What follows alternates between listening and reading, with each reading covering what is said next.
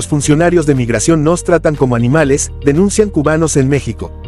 Un día después de que el Instituto Nacional de Migración anunciara la reubicación de 8.152 migrantes de Cuba, Haití, Venezuela, Guatemala, Colombia, Honduras y China a sitios de Tuxtla Gutiérrez, Huixtla, San Cristóbal y Palenque en Chiapas, Villahermosa, Tabasco y Acayuca en Veracruz, miles de naturales de la isla permanecen en la sede de la Comisión Mexicana de Ayuda a Refugiados Comar, ubicada en el Parque Ecológico en Tapachula. Exigimos una respuesta de las autoridades, dice la cubana Yuriandi. Llevamos 15 días sin que nadie nos diga cómo obtener el salvoconducto para seguir a la Ciudad de México, asegura y añade que mientras ella se encuentra a las afueras de la estación migratoria Siglo XXI, en Tapachula, sus familiares están en el Parque Ecológico. Yuriandi denuncia que los funcionarios los tratan como animales, los intimidan y los denigran por su condición. Somos inmigrantes, lo sabemos, pero tenemos un desgaste físico. En la cola hay niños y personas mayores y las autoridades no hacen nada por agilizar los trámites. La cubana de 22 años cuenta que estuvo 6 días en la sede de la Comar ubicada en Los Laureles, también en Tapachula. En ese sitio nos dijeron que no se tramitaba el salvoconducto, que era en migración, luego, que no, que en el Parque Ecológico y ahora nos dicen que es en la estación Siglo XXI. Ante el constante flujo migratorio en Tapachula, la responsable de base de Médicos Sin Frontera, Carolix Zambrano Cub, advierte que no hay condiciones sanitarias higiénicas para las personas migrantes, por lo que hizo un llamado a las autoridades a establecer protocolos de atención. La frontera americana está cerrada, alertan abogados a inmigrantes cubanos en camino a Estados Unidos. Los cubanos que se han lanzado en caravana desde el sur de México hasta llegar a la frontera con Estados Unidos tienen altas probabilidades de ver tronchados sus sueños de establecerse en ese país, afirmaron 2 abogados cubano-americanos. El camino de ellos va a ser muy difícil y sospecho que más van a ser devueltos que los que podrán entrar a Estados Unidos, dijo el abogado de inmigración Willie Allen. Ellos pueden tener necesidades, pero tú no tienes un derecho de entrar de una forma ilegal a los Estados Unidos. Al igual que México, al igual que cualquier país, tiene todo su derecho de controlar su frontera y determinar cómo y cuándo las personas van a entrar, afirmó el abogado, quien precisó que las necesidades económicas y la pobreza no son parámetros para solicitar un asilo político. Las personas que vienen por frontera están solicitando asilo político.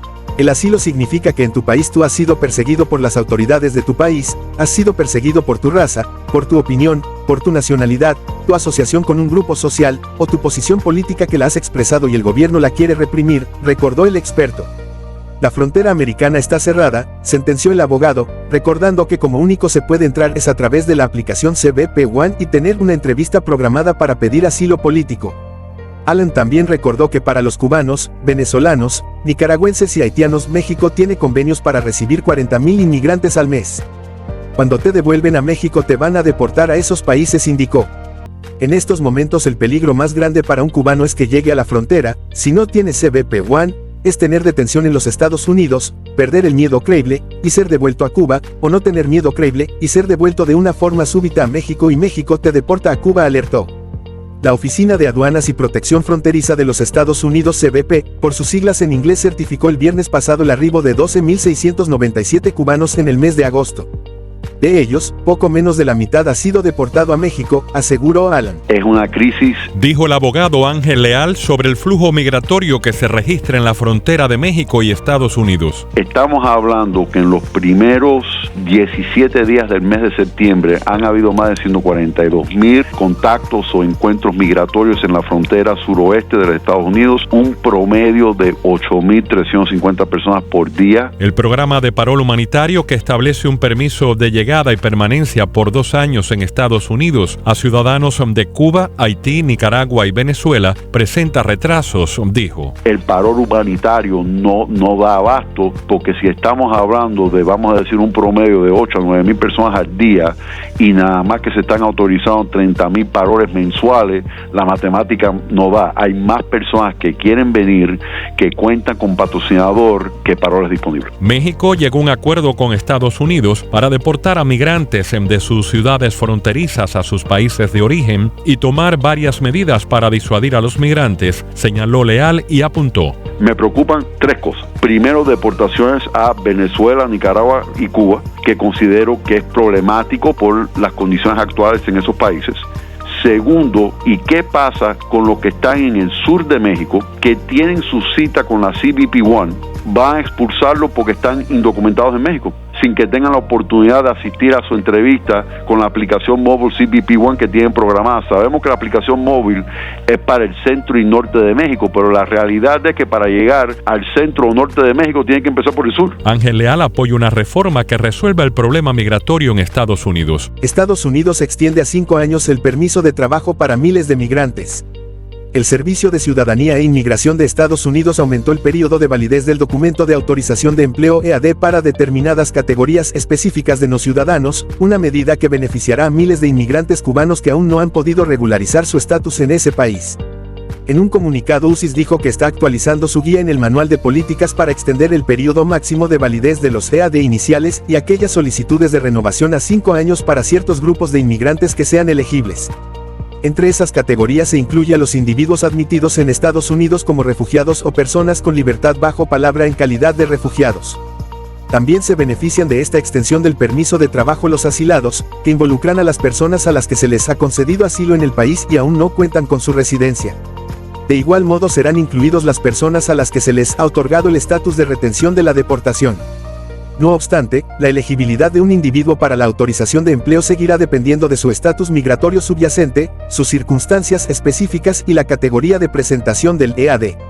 Por ejemplo, si un individuo recibió un EAD en la categoría C9 basado en una solicitud de ajuste de estatus pendiente por el periodo máximo de validez de 5 años y luego se deniega la solicitud de ajuste, su autorización de empleo adicional podría ser terminada antes de la fecha de vencimiento indicada en su EAD, explica la nota oficial. México considera cobrar el petróleo donado a Cuba. El gobierno mexicano prevé cobrar el crudo que ha estado donando a Cuba para aliviar la presión de lo que describe como ayuda humanitaria sobre las finanzas públicas. La estatal Petróleos Mexicanos Pemex dijo que evalúa formas de comenzar a cobrar el petróleo que ha estado donando a Cuba, dado que la compañía enfrenta sus propias luchas fiscales y el precio de los barriles donados aumenta drásticamente.